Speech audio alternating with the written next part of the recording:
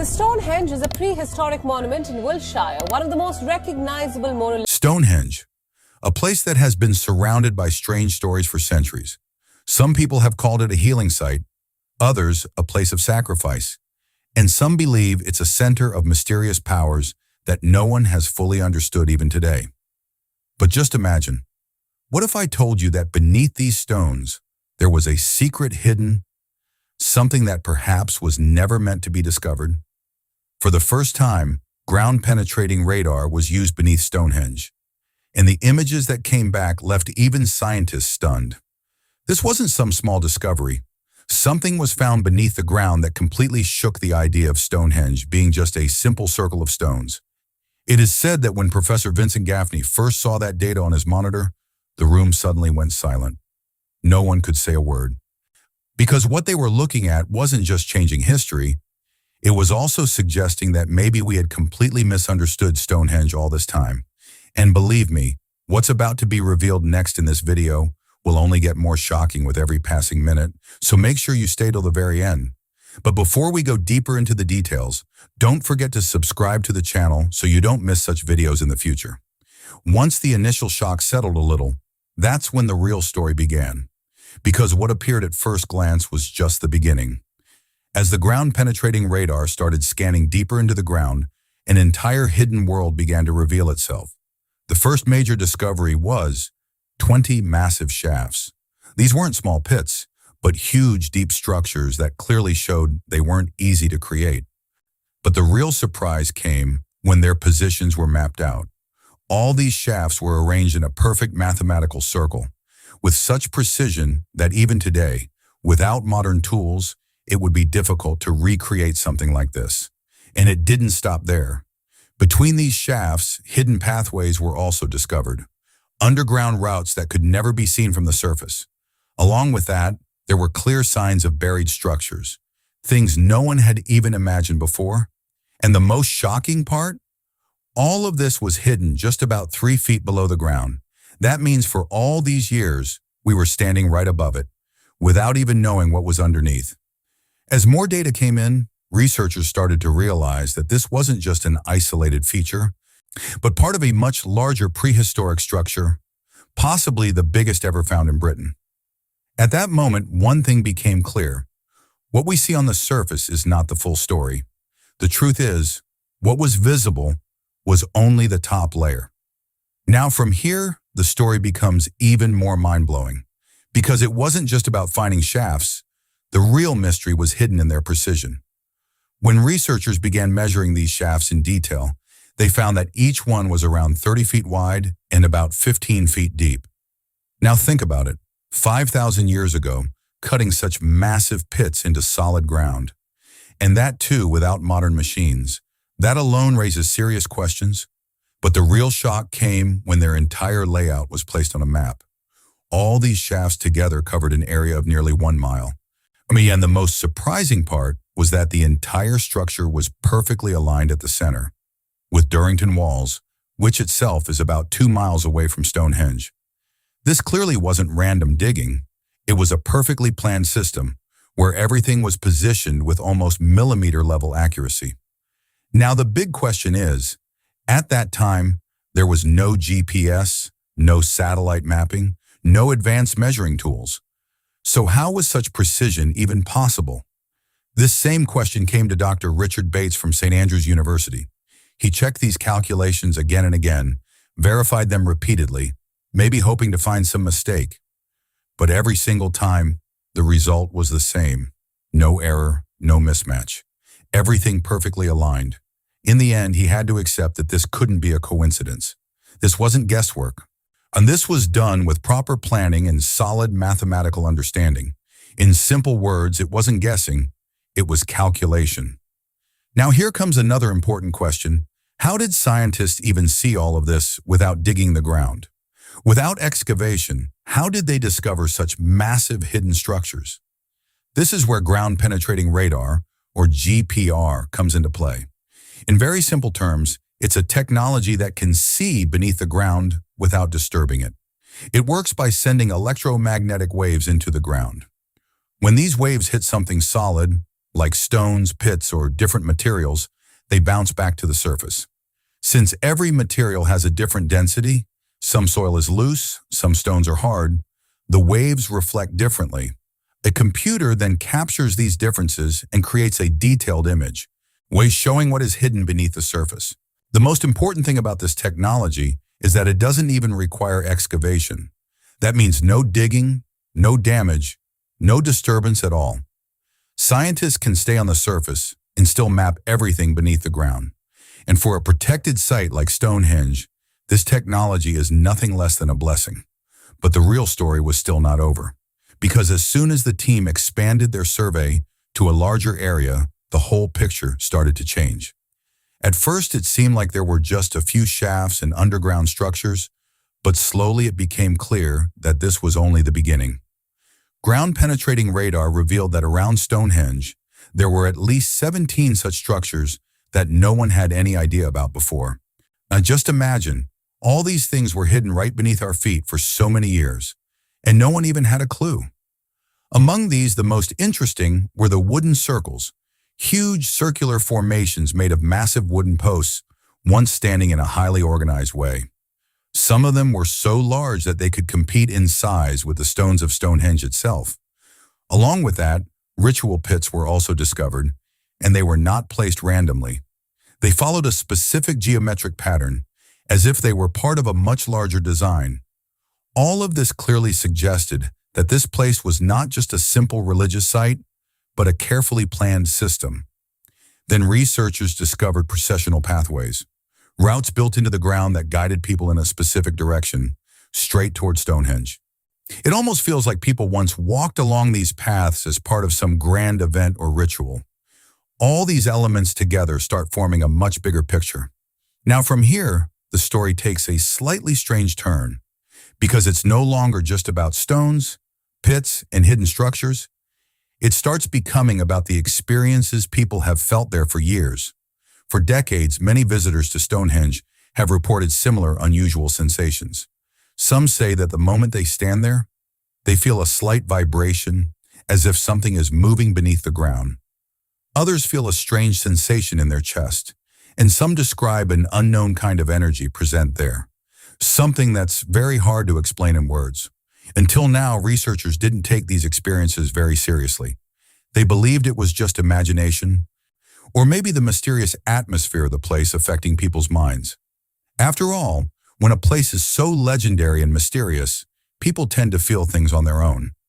So these experiences were usually ignored. But as soon as ground-penetrating radar revealed such complex engineering beneath the surface, researchers began to change their perspective. Now a new question started to arise. If the builders were capable of creating such precise underground structures, could they have also designed something above ground that affects human senses? And this is where the sound machine theory started to emerge. Is it possible that Stonehenge was not built just to be seen, but also to be felt? Could these vibrations and this sense of energy not be accidental, but actually a planned effect? Acoustic experiment, scientific proof. Until now, everything was somewhere between people's experiences and doubts. But in 2020, for the first time, this feeling was tested through science. Acoustic engineer Trevor Cox from the University of Salford decided to find out whether all this was just imagination or if there was a real reason behind it. For this, his team created an exact 3D printed model of Stonehenge, so accurate that every stone's position and size matched down to the millimeter. But just making the model wasn't enough. The real test had to be done. So this model was placed inside a special acoustic chamber, a room where no outside sound can interfere. This means whatever sound behavior occurs would be only because of the structure itself, not because of any external noise. Then the experiment began, and the results shocked everyone. As soon as sound was tested inside this stone circle, it suddenly became more powerful, heavier, and clearer. It felt as if the same simple sound was being amplified and echoing like it would in a large hall. The sound gained a different depth, as if it was reflecting from every direction and surrounding the listener completely. But the most shocking part came when they tested the same sound outside the circle. The moment you stepped outside that imaginary boundary, the effect almost disappeared. The sound became normal again. No special amplification, no unique feeling. This clearly meant one thing. This was not an accident. The behavior of sound inside Stonehenge is completely different from outside. In other words, this structure was designed in such a way that it creates a controlled sound environment inside. Advanced sound engineering. Now, if you think it was just about sound becoming a bit louder, then the reality goes much deeper, because the next level is even more shocking. Researchers found that inside Stonehenge, sound is not only amplified, it is also carefully controlled. Normally, when sound hits stones, it creates echoes, sometimes sharp, sometimes harsh, which can even feel uncomfortable to the ears. But here that didn't happen. When sound was tested inside, there were no harsh echoes. The sound remained smooth and clear, as if it had been perfectly tuned. This cannot be a coincidence. This is design. This idea was further explored by acoustic researcher Rupert Till. He studied the stones of Stonehenge in different ways, especially the blue stones brought from Wales. And here, another surprising discovery came forward. When these stones are lightly struck, they produce sound themselves. Just like a bell rings, these stones resonate. Now imagine if such stones are arranged in a specific pattern, they wouldn't just reflect sound, they would also generate it. But the most mysterious part was still left: infrasound. These are frequencies that humans cannot hear, but can definitely feel. Rupert Till and other researchers found that the structure of Stonehenge could create such frequencies. These are deep vibrations that directly affect the body and the mind. Scientific studies show that infrasound can create unusual sensations in humans, like fear, uneasiness, confusion, or even an intense spiritual feeling. Now this raises a big question. Was all of this accidental? Or did the builders intentionally create a structure that could influence human emotions? Because when you stand inside that circle, the sound surrounds you from all sides. The vibrations are felt deep inside your body, and you don't even fully understand what you are feeling. Geology and impossible transport. By now we had understood that Stonehenge was not just a structure, but a highly planned system. But the real surprise came when scientists tried to find out where these stones actually came from. In 2024, Curtin University researcher Anthony Clark and his team carried out a detailed analysis of Stonehenge's central altar stone. For this, when they used advanced technology like mass spectrometry, meaning the tiny mineral particles inside the stone were examined so precisely that their exact age and chemical signature could be identified. When the results came out, even the researchers were shocked. Some minerals were found to be between 1 to 2 billion years old, while others were around 450 million years old. This combination was so unique that it matched only one place in the entire world: Orcadian Basin, located in northeast Scotland, about 700 miles away from Stonehenge. Now think about this. 5,000 years ago, when there were no metal tools, no written language, no advanced machines, how were such massive stones brought from so far away? This is where the sea transport theory comes into the picture. Researchers believe that bringing these stones by land would have been almost impossible. Dense forests, marshes, and rivers would have created huge obstacles. So the most likely explanation is that they were transported by sea. Just imagine, people at that time using specially designed boats or rafts, understanding tides and currents, and traveling hundreds of kilometers on dangerous routes, all without any modern navigation system. This wasn't just about strength. It required planning, coordination, and knowledge that must have been passed down through generations. When Dr. Robert Ixer from University College London saw this data, he remained silent for a moment. Then he simply said, "This is truly astonishing. It changes our entire understanding." It was now clear that this wasn't just a story about placing stones. It was something much bigger. In simple words, this wasn't just construction, it was a logistics miracle.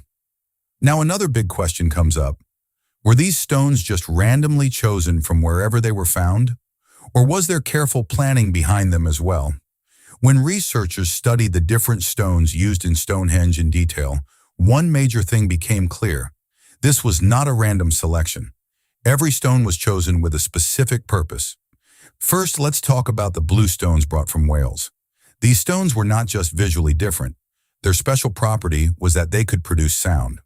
When lightly struck, they make a bell-like tone.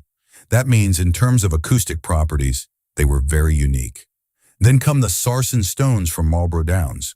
These were large, heavy, and extremely strong stones that provided stability to the entire structure. Their role was strength and support. Now the most interesting part comes with the sandstone brought from Scotland, the same stone whose origin was traced to the Orcadian Basin, 700 miles away. This clearly shows that the builders did not rely only on local materials, but selected the best materials from across Britain and brought them here. And this selection was not based only on distance or size. Each stone was chosen for its specific quality, some for sound, some for strength, and perhaps some for other hidden purposes. In other words, this entire structure was a combination of acoustic engineering and geological planning. Researcher Richard Bevins explained it clearly. We are looking at a society that had long-distance networks, advanced planning, and deep knowledge. This was not a simple community. This was a highly organized society. Astronomy Master Code. Until now, we were talking about stones, sound, and construction. But the real mystery was hidden in the sky. Stonehenge has always been considered a simple solar calendar, where every year on the day of the summer solstice, the sun rises in a perfectly straight alignment. Even today, people gather there to witness this moment, believing that this might have been its main purpose. But the truth turned out to be much deeper than that. When researchers combined radar data with advanced astronomical software, they realized that this alignment was not limited to the sun alone. The hidden pathways beneath the ground, the wooden circles and the shafts, all of them together pointed toward directions that were far more complex. This wasn't simple observation. This was precise calculation. The biggest shock came when the concept of lunar standstill was revealed. This is a rare astronomical event that occurs every 18.6 years, when the moon reaches its most extreme positions on the horizon. Now just think, how could a society from 5,000 years ago track such long-term cycles, which themselves take years to fully understand? This clearly means that they were observing and preserving data across generations. But the story doesn't end there. Some stone alignments seem completely meaningless when compared to today's sky, as if they were pointing toward empty, dark regions. At first, scientists thought this might just be random placement, but when they reconstructed star maps from 5,000 years ago and accounted for the slow shift of Earth's axis, everything suddenly became clear. Those alignments that seem useless today were actually perfectly accurate for the sky of that time. This means the builders had encoded an exact snapshot of the ancient sky into the stones. Stonehenge astronomy expert Amanda Chadburn described this realization in a way that shows how serious this discovery is. She said, "We always assumed these people were primitive, working on guesses, but they were not guessing. They were understanding precise celestial mechanics. Now it was clear that Stonehenge was not just a calendar to track seasons.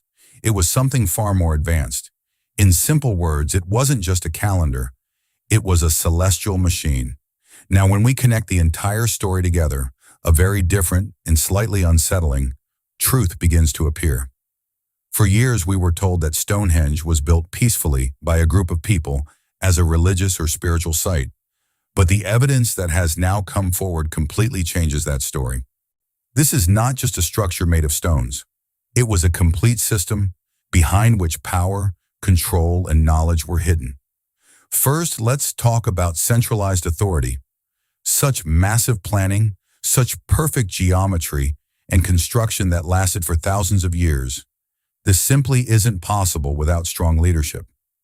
This clearly suggests that there must have been a group, almost like shadow rulers, who had both the knowledge and the power.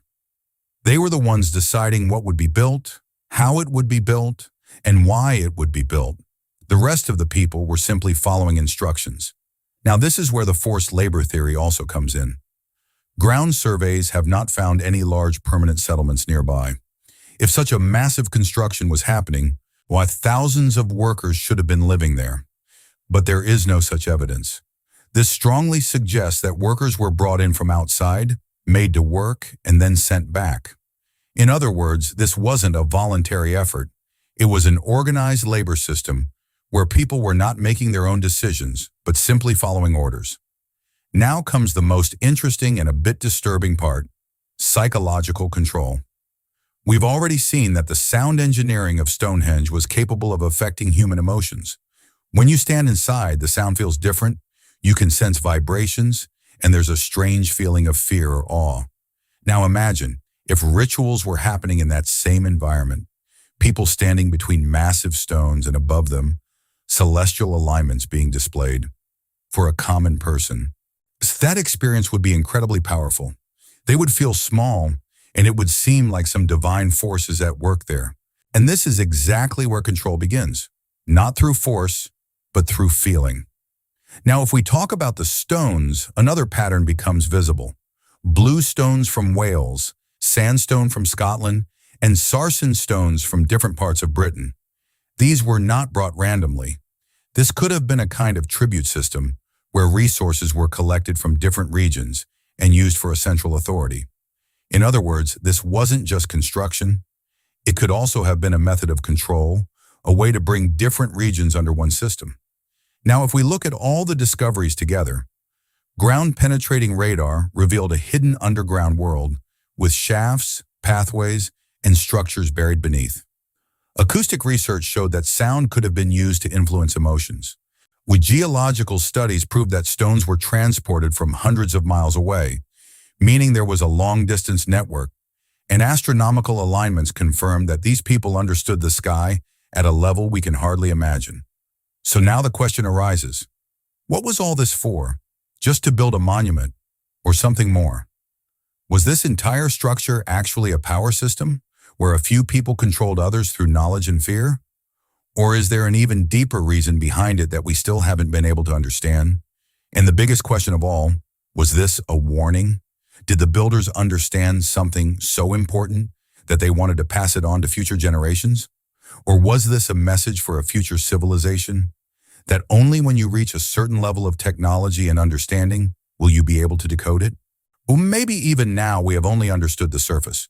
The real truth may still be hidden within these stones, within these vibrations, and within the geometry of this entire structure. But one thing is clear: none of this was accidental. Everything was planned, designed, and created for a much bigger purpose. And maybe these stones have always been waiting for us, for the day when we are finally able to truly understand them. If you enjoy such hidden mysteries and shocking discoveries, make sure to subscribe to the channel right now, because every upcoming video might completely change the way you think.